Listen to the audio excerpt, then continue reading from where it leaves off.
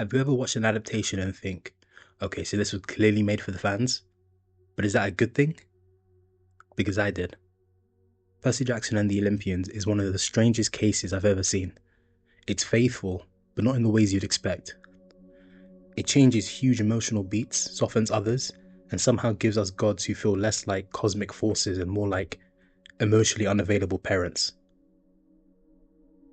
And the wild part is that almost every choice, good or bad, makes perfect sense once you realize who this show is really talking to.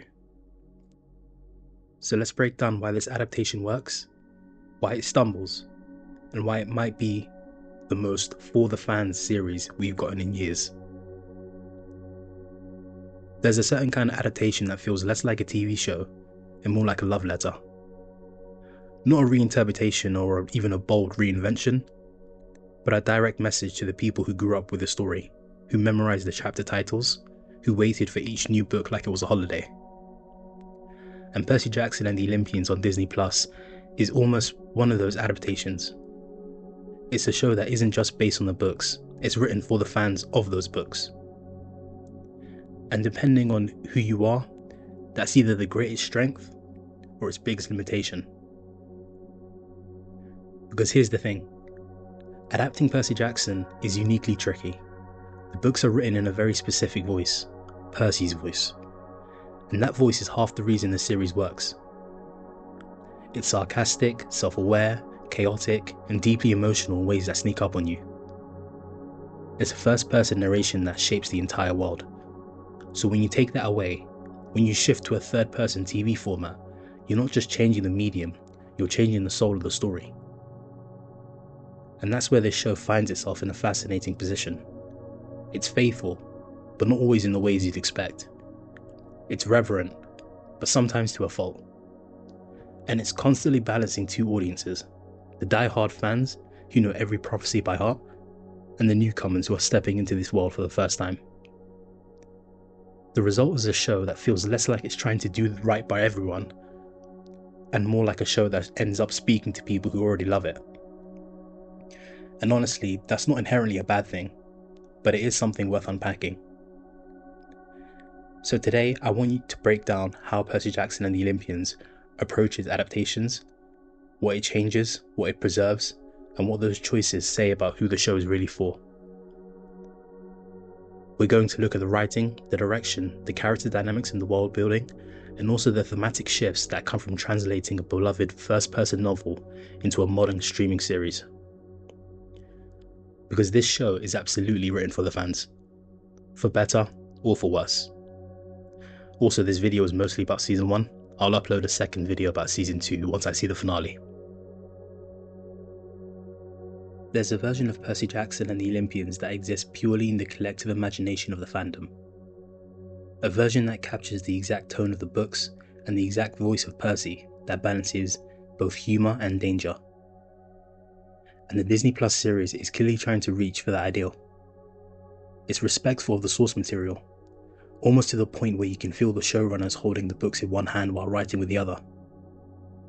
But that reverence comes with a trade-off. Because when a show is written for the fans, it often stops being written for new audiences as well. And that's the central tension of this adaptation. It's faithful in spirit, but not always in execution. And it's constantly making choices that prioritize the people who already know this world over the people who are trying to step into it for the first time. This is a show that assumes you already have affection for this world and are invested in its story. And while that creates a warm, welcoming experience for long-time readers, it also creates a bit of a barrier for newcomers. It's a barrier made up of missing dramatic irony and softened stakes, and also a world that sometimes feels less mysterious because the characters know too much and the audience knows too little.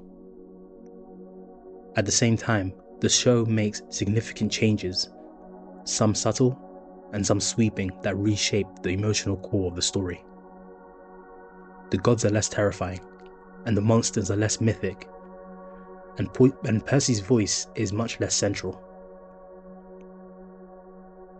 Also, his childhood gets reframed in the series. His relationship with Poseidon is more complicated, and has a little bit more depth. Annabeth's loyalty is rewritten and Luke's betrayal is softened. Also, the entire quest is restructured around motivations that differ from the books in ways that shift the tone of the story. None of these changes are inherently bad.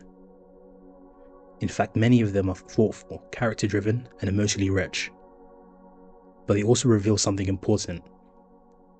This show isn't trying to reinvent Percy Jackson. It's trying to translate it, sometimes literally and sometimes symbolically, into a format that can exist on screen without losing the heart of what made the book special. So the point I'm trying to make in this video is simple. This series is written for the fans, and that shapes every creative decision for better or worse. It's a show that succeeds when it leans into emotional clarity, but struggles when it tries to replicate the books too directly. But it becomes most interesting when it diverges, when it adds new scenes, new dynamics, new layers that enrich the story rather than retelling it. So I'm going to break down how this plays out, starting with how it affects the gods, the monsters, and the tone of the entire world. One of the most fascinating things about this show is how consciously it tries to honor the tones of the books while also reshaping the story to fit the demands of modern streaming series. And that tension between faithfulness and functionality, it defines almost every choice the show makes. At its core, the Percy Jackson books are powered by voice. Percy's first-person narration isn't just a stylistic flourish. It's sort of the engine of the entire story. His humor and sarcasm, it all colors how we experience the world through his eyes. The gods feel terrifying because Percy is terrified. The monsters feel mythic because Percy is overwhelmed and confused. The stakes feel personal because Percy is telling us exactly how they land on him and how that weighs on his shoulders. So when this show shifts to a third-person perspective, it does lose that built-in emotional filter, and the writers have to compensate for it. So when the show changes to a third-person perspective, it loses that built-in emotional filter, and the writers have to compensate. Sometimes they do this by adding scenes that Percy never witnessed, and sometimes they do it by expanding other characters' perspectives. They also do this by leaning heavily on dialogue and exposition to convey things that, in the books, Percy simply would have just told us. This is where the show's adaptation philosophy becomes clear. It wants to preserve the events of the books, but it's willing to change the context around those events to make them work on screen. Take the gods and monsters, for example. In the books, they're larger-than-life figures, terrifying, awe-inspiring, unpredictable. Poseidon isn't just some semi-sad dad. He's a primordial force of nature who happens to be Percy's father. And Medusa isn't just a tragic figure. She's a monster whose presence fills the entire room with dread. But the show often softens these figures. The gods are more human and the monsters are less imposing. The tone is more gentle and accessible. Maybe because it's on Disney Plus, it needs to be more family friendly. And while that makes the world feel safer for younger viewers, it also strips away some of the gravitas that made Percy's defiance so impressive in the books. Percy stood out amongst the other demigods, not because he was one of the big three, but because he was the only one who dared to talk back to the gods, at least until book 4, but we'll get to that. In the show, everyone talks back to them, everyone is snarky and everyone is unimpressed. That flattens the dynamic and it makes Percy seem less unique. But this isn't a mistake, it's a choice. It's a deliberate one. The show wants the gods to feel flawed because fans of the books already know that they're flawed. It wants the monsters to feel narratively symbolic because fan theories probably made them symbolic. And it wants the world to feel emotionally accessible, not mythologically overwhelming. And that's where this adaptation philosophy becomes most interesting. The show is less concerned with recreating the tone of the books and more concerned with recreating the themes. Themes like the cruelty of the gods, the resilience of the demigods, and the pain of abandonment. These themes are still present. They're sometimes even more explicitly shown than in the books, but they're delivered through new scenes and new character dynamics, and new emotional beats that reshape the story for television. For example, we get scenes where Sally teaches Percy to swim, an excellent scene where Sally summons Poseidon and has a conversation with him in the diner, and also Athena punishing Annabeth by letting monsters into her sacred space. These scenes don't exist in the books, but they deepen the emotional landscape of the story. They make the relationships clearer, and they make the motivation stronger, which ends up making the whole world feel more interconnected. The show isn't trying to replicate the books directly, it's trying to reinterpret them through a modern fan's lens. Sometimes that works well, and sometimes it creates tonal dissonance. And sometimes it reveals just how difficult it is to adapt a story that was never meant to be told from the outside looking in. One of the clearest ways to understand what the Percy Jackson series is trying to do, and who it's trying to speak to, is by looking how it reshapes its characters. Because this is where the adaptation becomes its most expressive, and honestly, the most revealing. Every change and every added scene is deliberate, and those priorities often differ from the books in ways that fundamentally shift the emotional center of the story. So let's start with the most obvious place: Percy himself. In the books, Percy's personality is the narrative. His humor and sarcasm, and his impulsive commentary, is the lens that the reader experiences the entire mythic world. So when the show removes that first-person perspective, it obviously is going to lose a huge part of what made the story so special and distinct in the first place. The show tries to compensate for this, and sometimes it works and sometimes it doesn't. For example, we get scenes that he never witnessed, and we also get dialogue that tries to replicate his internal monologue. But none of that fully replaces the intimacy of hearing Percy tell his own story. And because of that, the show's Percy becomes quieter, more reactive, and more observant. He's still brave and loyal, and even sarcastic, but the humor is dialed down. The emotional transparency is softened, and the world around him feels less filtered through his personality. This isn't a flaw so much as it's a consequence of the medium. But it does mean the show has to build Percy's character through actions rather than voice. And that leads to one of the show's strongest additions, the flashbacks. The series adds scenes from Percy's childhood, like Sally teaching him how to swim, and glimpses of how she prepared him for a world he didn't even know existed just yet. These scenes don't exist in the books, but they do make the story feel fuller in a way that's generally thoughtful, because they show Sally's foresight and Percy's vulnerability. They also make the quest feel more personal. Percy isn't just trying to survive the monsters, he's trying to save the one person who always protected him. But that does bring us back to Sally and her relationship with Gabe, because he went from being an abusive stepdad and partner to a pathetic character, really. In the books, he was cruel, manipulative, and dangerous. The show really softened him dramatically by making him into a comedic nuisance than a real threat. This is clearly a choice made for a younger TV audience. Disney isn't gonna show off the full extent of Gabe's behavior from the books, and honestly, that's understandable. It's different to read something than it is to see it with your own eyes. But it does change the texture of Percy's home life. In the show, Gabe's annoying and not terrifying.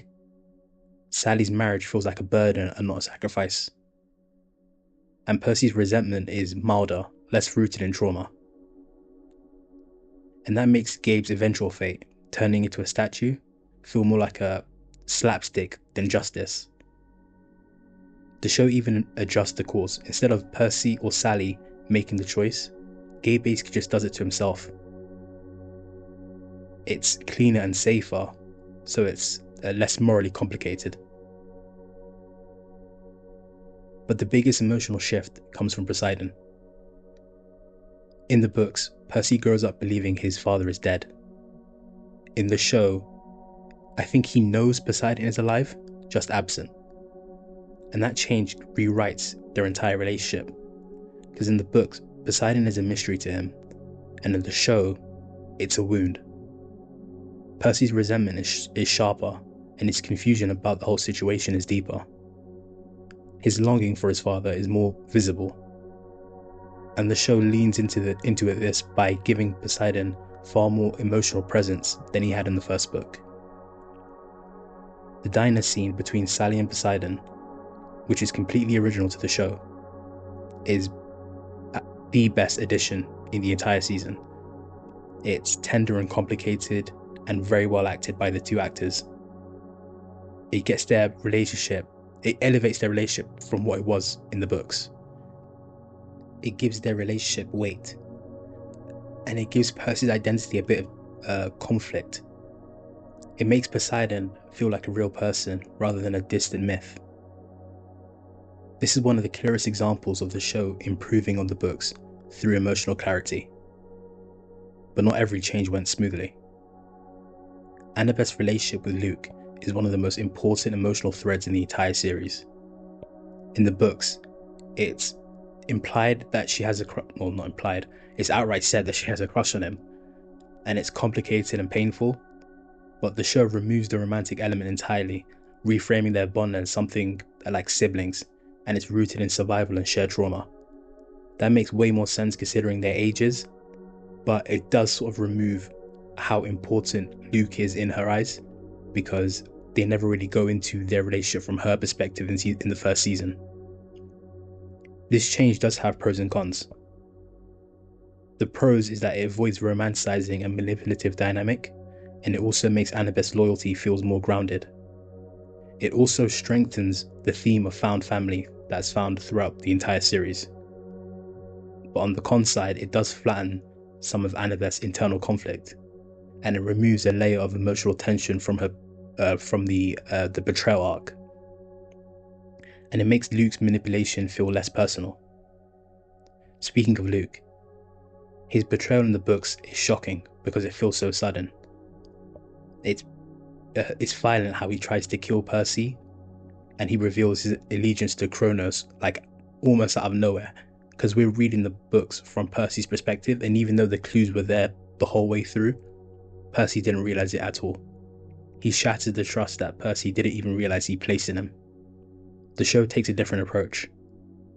Luke tries to recruit Percy, and he appeals to the shared trauma that they have. He reframes his betrayal as a logical response to the neglect that they both suffered. And he doesn't try to kill Percy immediately. This makes Luke way more sympathetic and more tragic. And honestly, it works. It makes him more understandable by giving him more depth, and it makes his ideology clearer. It sets his arc up for future seasons. But it also softens the emotional blow. Percy loses less, and the audience loses less. The betrayal feels more like a disagreement than a genuine rupture. Which brings us to the gods. In the books, the gods are terrifying. They're ancient and powerful. They're also unpredictable, and they constantly radiate danger. When Percy talks back to them, it's shocking because he's the only one who does it. In the show, everyone talks back. Everyone is sarcastic and unimpressed. This makes the gods feel smaller and more human, less mythic and less dangerous. That changes the entire tone of the world. Percy's defiance no longer stands out. The stakes feel lower, and the divine feels less divine. But again, this is a choice, a deliberate one. The show wants the gods to feel flawed, not frightening. It wants them to be characters and not cosmic forces. And that brings us to the final major character shift, Grover. Grover gets more agency in the show. he stays behind with Ares and gathers more information. This gives him more narrative weight and more personality, and it also strengthens the trio's dynamic. Grover isn't just a comedic relief anymore. He's more of a diplomat of the group, the one who calmly takes control of the situation when Annabeth and Percy are either panicking or arguing with each other. These changes make him feel more essential and more capable. They also make him feel like a genuine protector, like he can actually survive on the search for Pan by himself without Percy and Annabeth looking after him. One of the defining traits of the Percy Jackson books is how well they blend modern life in with ancient mythology. The world feels big and dangerous, and just a little bit absurd, but in the best way. But translating that kind of blend into television is tricky. You have to decide how much lore to explain, and how much to modernize, how much to soften for new audiences, and how much you need to leave ambiguous for the story in the future. And the Disney Plus series makes several deliberate choices that reshape the tone and texture of the world. Some of these choices streamline the story, and some of them deepen it, but others unintentionally flatten the stakes. But all of them reveal the show's priorities and its intended audience. So let's break down the biggest shifts. One of the most surprising differences between the books and the show is how much information the characters have. In the books, Percy is constantly confused. He's learning as he goes along. He doesn't know the myths, he doesn't know the rules. And that creates tension, because the audience often knows more than he does. That's dramatic irony. It's one of the most powerful tools in storytelling, and the show just doesn't really use it. In this series, the kids know the myths. They recognize monsters instantly, and they see traps coming from a mile away. They're rarely surprised by anything. This makes sense in universe. Annabeth has trained at Camp Half-Blood for years, and Percy grew up with a mother who told him stories. But it's not always fun for the audience to watch. When the characters are constantly ahead of the viewer, the tension just evaporates. The Medusa episode is a good example of this. In the books, the reveal is slow, and it's quite eerie. In the show, the kids walk in already suspicious. It's accurate to their knowledge, but it's less dramatic. This is one of the clearest signs that the show is written for fans. People who already know the myths and read the books. They've seen all the twists coming. The show assumes familiarity, so it doesn't build suspense the same way the books do. Also in the books, the gods and monsters feel enormous, not just physically but symbolically. They carry centuries of weight, they radiate danger and feel ancient. The show often takes a different approach to this, by making the gods more human and more grounded, more emotionally accessible. And the monsters are less imposing and less mysterious. They literally often just come up to the main characters and just start talking to them, the same way the mother of monsters did in the train sequence. This isn't a budget issue, it's a tonal choice. The show wants the gods to feel like flawed parents and not cosmic forces, and it wants the monsters to feel like narrative beats and not existential threats. But this shift has consequences. The world becomes less dangerous, less unpredictable. One of the most iconic elements of the books is how the author reframes ADHD and dyslexia as heroic traits, signs of a demigod's battle instincts and ancient Greek wiring. It's empowering, and it's clever. The show touches on it, but only lightly. It gets mentioned, but it's not central. This is likely a pacing decision. The first season is only 8 episodes, and the writers had to prioritize plot. But it does remove one of the most distinctive thematic elements of the series. I think fans are hoping for future seasons to bring this back into focus, and honestly they should. It's one of the things that made Percy Jackson resonate with so many younger readers. It's still fun, but it's different. Also in the books, the big three, Zeus, Poseidon, and Hades, They made their pact not to have children because their demigod offspring were too powerful and destructive. And the books tie this directly to World War II, implying that the children of the gods influenced the conflict. The show only has Percy mention this briefly, and it happened so quickly it was like they were glossing over it, instead of highlighting it like it was in the books. But that is understandable. Explaining World War II demigod involvement in a family-friendly Disney series would be complicated. It will require nuance and historical context, and a level of darkness that this show isn't aiming for. But almost ignoring it altogether does flatten the lore a bit.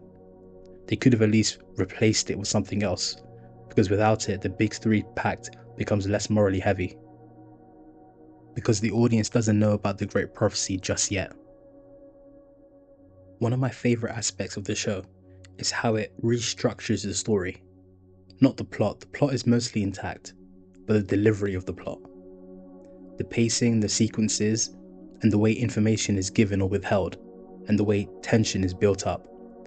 These choices shape how the audience experiences the story. Because here's the truth, the Percy Jackson books are episodic. It's not the kind of story that would have ever thrived as a movie. It needed to be a show. The books are structured like a road trip adventure, where each chapter is like its own mini quest. That's part of the charm. But television, especially modern streaming television, tends to prefer serialized arcs. It wants to be an 8-hour-long movie instead of 26 episodes told over an entire season. It missed that perfect window where streaming TV tried to be its own thing instead of trying to replace movies altogether. So now the show has to decide how much of the episodic DNA from the books it wants to keep and how much it wants to reshape. If we break down the biggest structural decisions, we can see that the books thrive on a rhythm. They go to a new location with a new monster, a new clue that helps with the overall quest, and a new emotional beat. It's almost myth of the week, but with a strong overarching quest to tie it all together. This structure works really well in print because Percy's voice ties everything together. But on TV, that same structure can feel disjointed unless the emotional through line is strong. So the show tries to strike a balance. Each episode has a clear adventure of the week and monster of the week element, but the emotional arcs like Percy's identity, Annabeth's questionable loyalty, and Grover's overall mission are serialized. This hybrid approach, it works, but it does create tonal shifts. Some episodes feel like faithful recreations of book chapters, and others feel like reinterpretations. And the transitions between them aren't always seamless.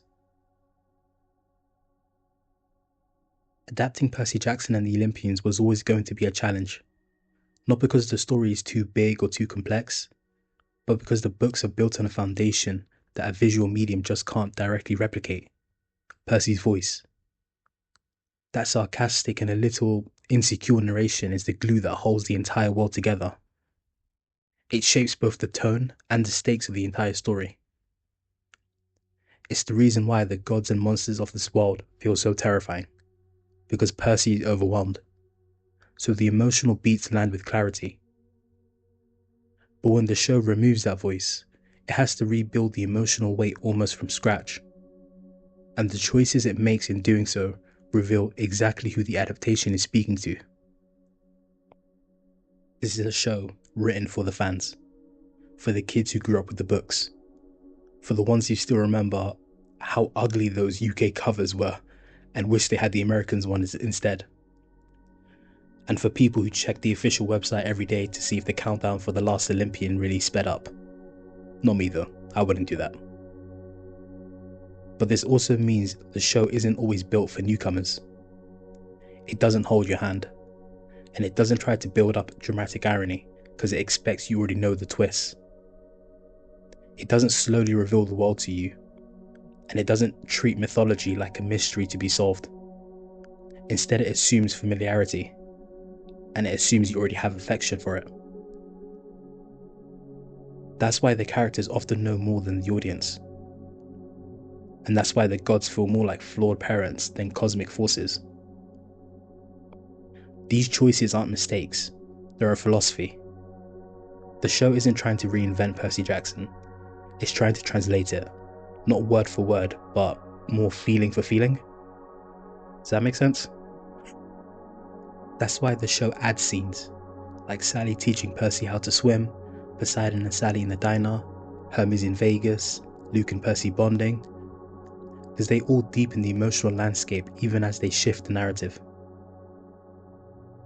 It's adapting not just the story, but the experience of loving the story.